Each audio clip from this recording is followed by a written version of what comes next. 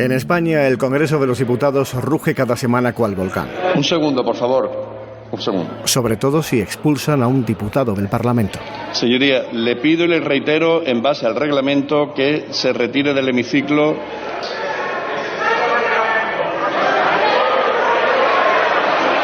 Por favor. Preguntar sobre el episodio en cuestión a una diputada compañera del expulsado va en el oficio. Quería saber si a usted le parece bien que se llame bruja a una diputada. Lo que uno no espera es que la diputada primero ignore a la periodista, se lo piense, se acabe dando la vuelta y se revuelva contra ella. La misma pregunta cuando a mí me han agredido en este Congreso de los Diputados y en este Pleno llamándome fascista a esta distancia y con riesgo de agresión. Es una pregunta que quiero hacerte. Habremos preguntado. No, te estoy preguntando de manera directa. ¿Has formulado esta pregunta cuando a mí me han llamado fascista y me han agredido en este Pleno? Pues yo no sé. Te estoy haciendo una pregunta muy directa. Quiero una contestación. ¿Sí o no? La periodista soy yo. ¿Sí o no? Y te estoy haciendo una pregunta. ¿No quieres contestarme? Gracias. Tu silencio es muy elocuente. Se habría quedado en la anécdota si no hubiera sido porque otro diputado trató así al periodista que le estaba preguntando. Quería preguntar si el Pollo Carvajal asegura que el juez tiene documentos sobre los vínculos entre Podemos y el chavismo y también vincula al señor Pablo Iglesias. ¿Qué tiene que decir acerca de esto? No tendría yo ningún problema en contestarte si no pensase que contestarte es una falta de respeto a tus compañeros y compañeras aquí sentados que son periodistas de verdad.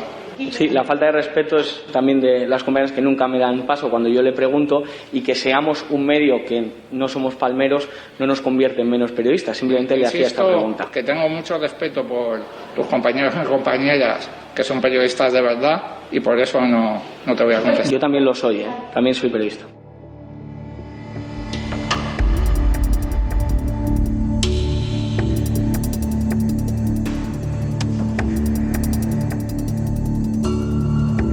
Radioactivo.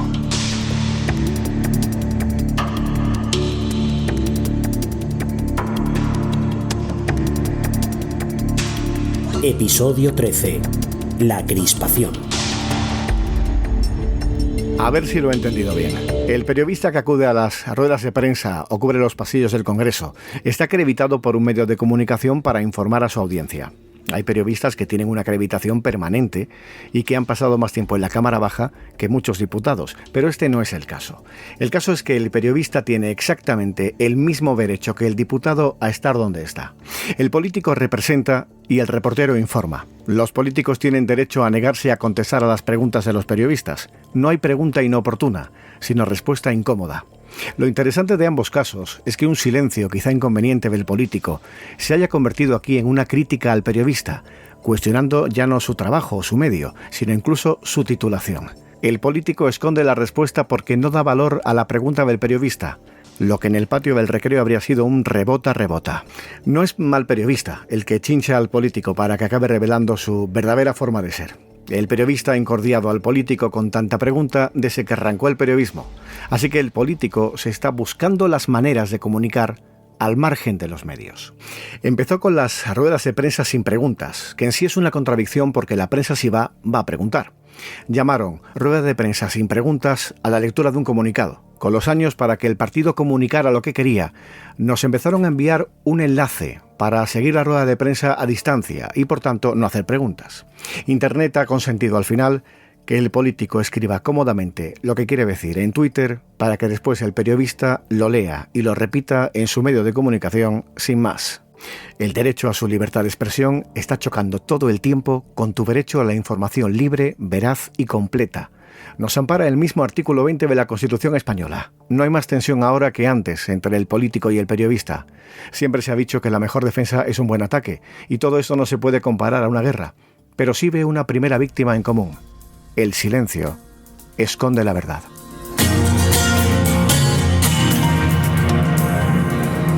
José Antonio Piñero es radioactivo.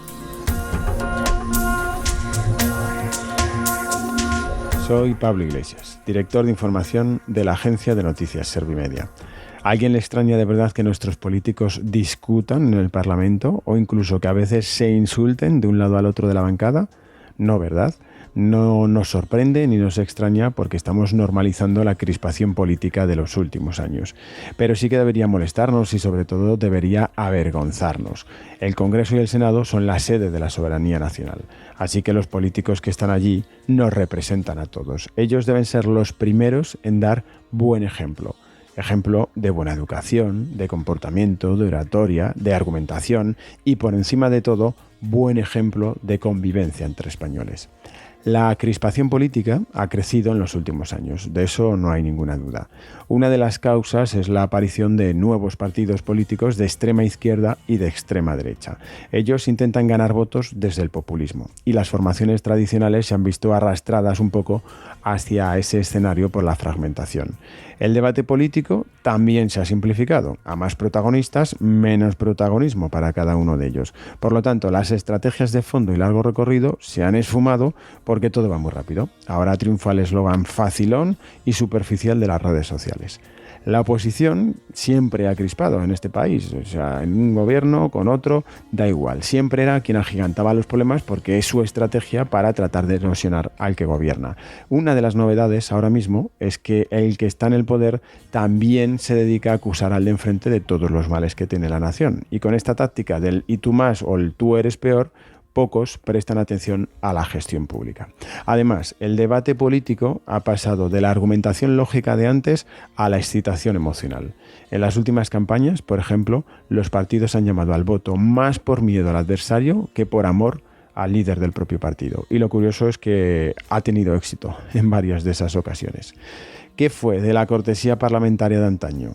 Seguramente podemos concluir que no queda ni rastro, pero esto no significa que cualquier pasado haya sido mejor, porque en 20 años de profesión periodística yo he vivido alguna que otra trifulca más tremenda que la actual. Por ejemplo, en 2003, durante la guerra de Irak, entonces los diputados del Partido Socialista tachaban de asesinos a los del PP. Incluso salían a la calle con pancartas en las que escribían esta acusación sobre las fotos de los parlamentarios. Y recuerdo que muchos años después algunos de esos me decían que no lo habían olvidado y que tampoco lo habían perdonado.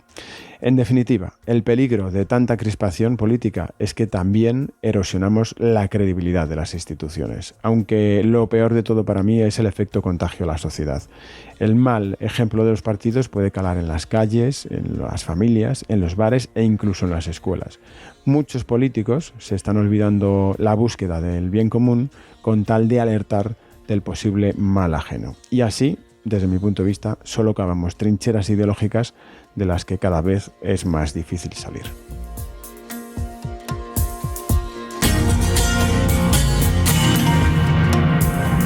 Gracias, Pablo. Aquí está la salida del episodio 13, que ha sido posible gracias a David Carvajal, Pablo Iglesias y Juan Ochoa. Gracias por haber llegado hasta aquí y suscríbete al canal si quieres que tu plataforma te avise de nuevos capítulos. Tienes todos los episodios disponibles en radioactivo.es. Salud y suerte.